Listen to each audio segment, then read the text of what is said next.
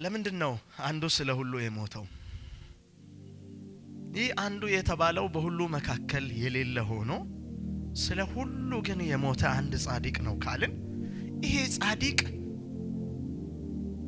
ኢየሱስ እንደሆነ ካወቅን ማንነቱስ ማን መስክሮለታል? ማን ነው ያወራው ካላችሁ መጽሐፍ ቅዱስ ላይ ብዙ ስፍራ ያወሩለት ሰዎች አሉ። ከነዚህ መካከል አንድ አራቱን ዝም ብዬ ላንሳ። ግን ለምንድነው አንዱ ስለ ሁሉ የሞተው የሚለውን ጥያቄ ምላሽ የሚሰጠውን አንደኛውን ሐሳብ ሳምንት ነግራችኋለሁ። አራት ሐሳብ አለኝ አሁን ነግራችኋለሁ። ስለ ክርስቶስ ኢየሱስ ጻድቅነት የመሰከሩ አራት ፐርሰኖች አሉ። የመጀመሪያው ከነ ኢየሱስ ክርስቶስ ጻድቅ እንደሆነ ከተናገሩ ሰዎች መካከል ሁሉ ለተባሉት ሊሰቀል እየሄደ ሊሞት እየሄደ ሊገረፍ እየሄደ መስቀል ላይ ሊወጣ እየሄደ እንደኔና እንደናንተ መድረክ ላይ ማይክ ይዞ ሳይሆን መስቀል ላይ ሊወጣ ሁሉ የተባሉትን ሊያድን እየሄደ ጻድቅ እንደሆነ ከመሰከሩለት ሰዎች መካከል አንዱ ባልና ሚስት ናቸው። ጲላጦስና የጲላጦስ ሚስት ናቸው። ሰላም ናችሁ? ጲላጦስ ኢየሱስ እንዲሞት አሳልፎ ሊሰጠው ባለበት ወቅት ላይ ሚስቱ መልእክተኛ ላከች። ምን ብላ ካለችው እንደዚህ አለች፣ ትላንትና ማታ ስለዚያ ጻድቅ ሰው በህልም እየተጨነቅኩ አድሬያለሁ። በዚያ ጻድቅና ፍጹም በሆነው ፐርሰን ላይ አንድም ነገር እንዳታደርግ ብላ ወዴት ላከች? ወደ ባሏ ጲላጦስ ጋር ላከች። ከኔ ጋር ናችሁ? ይህንን መጽሐፍ ቅዱስ በማቴዎስ ወንጌል መጽሐፍ ምዕራፍ 17 ማየት 27 ቁጥር 19 እና 24 ላይ የሁለቱንም ቃል እናገኛለን። እሷ ካለች በኋላ ቁጥር 24 ላይ ደግሞ የሷን ቃል ሰምቶ ጲላጦስ በራሱ አፍ የቀረበው በራሱ በሕዝቡ ፊት እኔ ከዚህ ጻድቅ ሰው ደም ነፃ ነኝ ብሎ እጁን ምን አረገ? ታጠበ ይላል። ኢየሱስ ጻድቅ እንደሆነ እኛ ማንችለውን እንደሚችል ፍጹም እንደሆነ ማንንም እንደማይወክል ብቻውን ሕያው እንደሆነ እነ ሙሴን እንደማይመስል ነቢያትን እንደማይወክል ኢየሱስ መሪዎችን እንደማይወክል የብሉይ ኪዳን መሪዎችን እያልኩ ነው።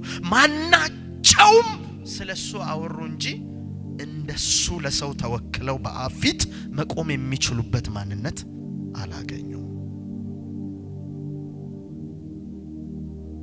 ስለዚህ ጲላጦስ መሰከረ፣ ሚስቱ መሰከረች። ሁለተኛውን ደግሞ ላሳያችሁ።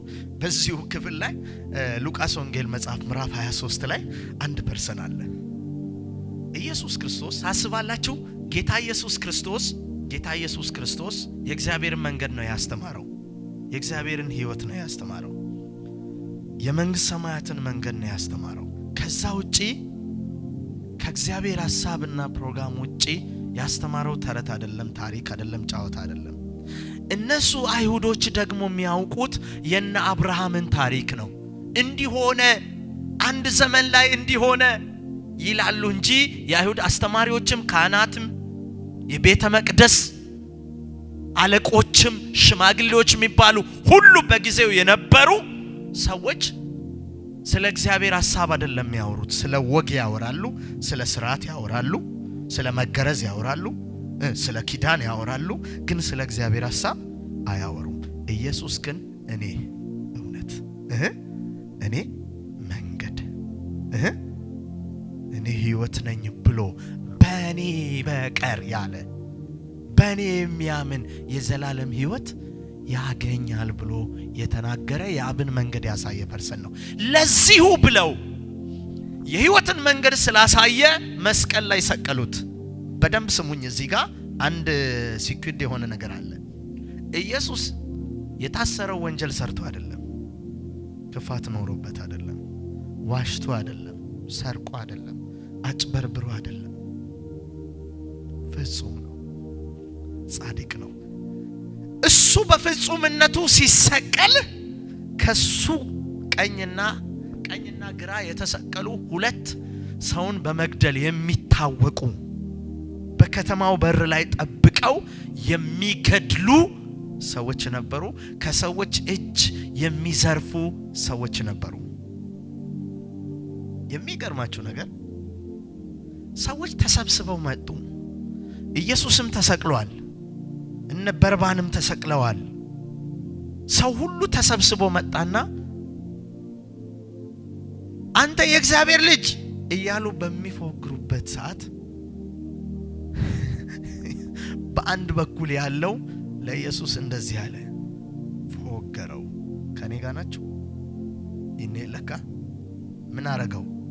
ፎገረውና ዞር ብሎ አንተ በእውነት የእግዚአብሔር ልጅ ከሆንክ ራስህንም እኛንም ምን አርግ አድን ሲል እዚች ጋር ነው አሁን የምፈልገው። በአንድ በኩል ደግሞ ያለው ለዛኛው ምላሽ ሰጠው። ኢየሱስ ዝም አለ። የእግዚአብሔር ዝምታ መልሳለሁ። አሜን አሜን አትሉ? ያዙና የእግዚአብሔር ዝምታ መልሳለሁ። ጌታ ኢየሱስ አላወራም። እኔ እኮ እንዲህ ነኝ ብሎ ማስታወቂያ አላወራም። ጀስት ኳይት ሆነ። ዝም ሲል ይሄኛው ሲያወራ የወዲ በኩሉ ለዛኛው ምላሽ ሰጠው።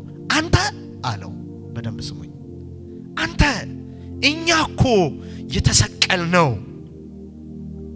ዘርፈን ነው፣ ገድለን ነው፣ አጥፍተን ነው። እሱ ግን አለ፣ አቤት ፍጹም ነው፣ ምንም አላደረገም። ስለ ኢየሱስ መሰከረና ዞር ብሎ ጌታ ሆይ በምትመጣበት ጊዜ በቀኝ አስበኝ።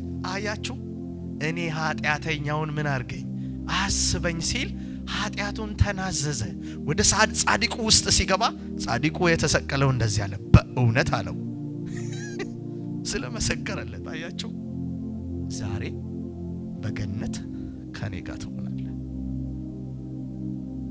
አሜን። የት እየሞተ እኮ ነው ጌታ ኢየሱስ፣ እየሄደ እኮ ነው። ሰዓቱ ነው፣ የመጨረሻ ጊዜ ላይ ነው ያለው። ግን አስቡ፣ ለረጅም ጊዜ አብረው የነበሩ ካህናት አለቆች እያሉ እዚህ ጋር ያለው ፐርሰን ጌታ ሆይ እኔን ማረኝ አስበኝ ሲል በእውነት እልሃለሁ ዛሬ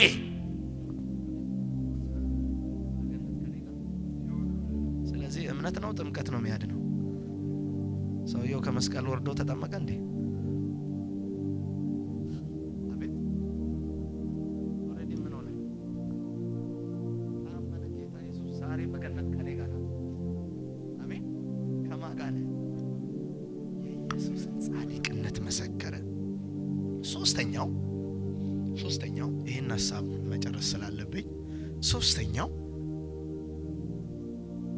የመቶ አለቃው እንዲገደል ትእዛዝ እያወጣ የነበረው ኢየሱስን እየወነጀለ የነበረው ከሌሎች ሰዎች ጋር ተጨምሮ ነገርን እያባባሰ የነበረው ይሄ ሰው መሞት ነው ያለበት፣ መጨነቅ ነው ያለበት እያለ የነበረው ሰው ልክ ኢየሱስ ሲሞት አባት ሆይ ነፍሴን ተረከባት የሚያደርጉትን አያውቁምና ብሎ ማልዶ ልክ ነፍሱ ስትወጣ ምድር ጨለመች ይላል። ፀሐይ ብርሃኗን ከለከለች ይላል። አያችሁ፣ ጨለማ በሆነ ጊዜ የመቶ አለቃው እንደዚህ አለ፣ ስሙኝ፣ በእውነት ይህ ሰው ጻድቅ የእግዚአብሔር ልጅ ነበረ። ተጸጽቶ ስለ ኢየሱስ ጻድቅነት ምን አረገ? መሰከረ። አራተኛውና የመጨረሻው ከመሰከሩ ሰዎች መካከል አራተኛው ሐዋርያት ሥራ መጽሐፍ ምዕራፍ 3 ላይ የምናየው ሐሳብ ነው። ጴጥሮስ ነው የመሰከረው። በምዕራፍ 3 ላይ ከቁጥር 1 ቀጥሎ ያው ጴጥሮስና ዮሐንስ ያው በጸሎት ሲሄዱ የሆነ ታምር ሆኗል። ታውቃላችሁ። እሱ ያው ፖይንቴ ስላልሆነ እኔ ወደዛ አልገባም። ግን በሰዓቱ የነበሩ ሰዎች እነ ጴጥሮስን ጠየቋቸው፣ ይሄንን በማን ኃይል ነው ያደረጋችሁት ሲሉ እናንተ በሰቀላችሁት በናዝሬቱ ጌታ በኢየሱስ ስም ነው ካሉ በኋላ ጴጥሮስ አንድ ቃል ተናገረ። ምን ተናገረ ካላችሁ እናንተ ነፍሰ ገዳዩን በርባንን እንዲፈታላችሁ ፈልጋችሁ ጻድቁንና ቅዱሱን ግን ለሞት አሳልፋችሁ ሰጣችሁት አለና አልተወም። እግዚአብሔር ግን አለ የሞትን ጣር ምን አርጎ አጥፍቶ ከሞት ምን አረገው አስነሳው። ስለዚህ በሱ ስም ነው ይሄ የሆነው አለ። አሜን። ጥያቄውን ልጠይቃችሁና የመጀመሪያው ምላሽ ሳምንት ሰጣችኋለሁ። ተያዙ። ለምንድነው ብሉ። አንዱ ስለ ሁሉ የሞተው